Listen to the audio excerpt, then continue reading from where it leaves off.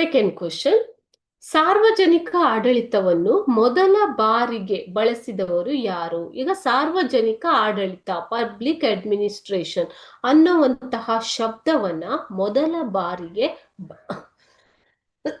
ಬಳಸಿದವರು ಯಾರು ಅಂತ ಕೇಳಿದ್ದಾರೆ. ಓಕೆ, ಇಲ್ಲಿ ನಿಮ್ಗೆ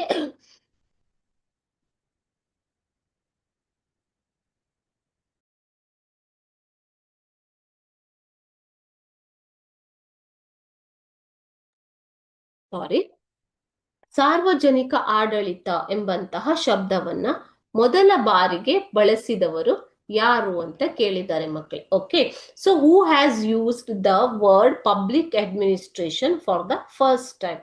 You know now the father of public administration is Woodrow Wilson, isn't it? But he is not the person who has used the word first time. Woodrow Wilson ಅವರು ಮೊದಲ ಬಾರಿ ಸಾರ್ವಜನಿಕ ಆಡಳಿತ ಶಬ್ದವನ್ನ ಯೂಸ್ ಮಾಡಿದವರು ಅಲ್ಲ. ಹಾಗಾದ್ರೆ ಯಾರು ಅಂತ ಕೇಳಿದ್ದಾರೆ.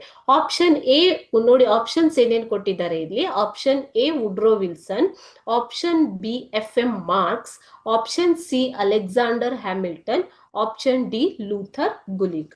ಸೊ ಸರಿಯಾದ ಉತ್ತರ ಬಂದ್ಬಿಟ್ಟು ಆಪ್ಷನ್ ಸಿ ಅಲೆಕ್ಸಾಂಡರ್ ಹ್ಯಾಮಿಲ್ಟನ್.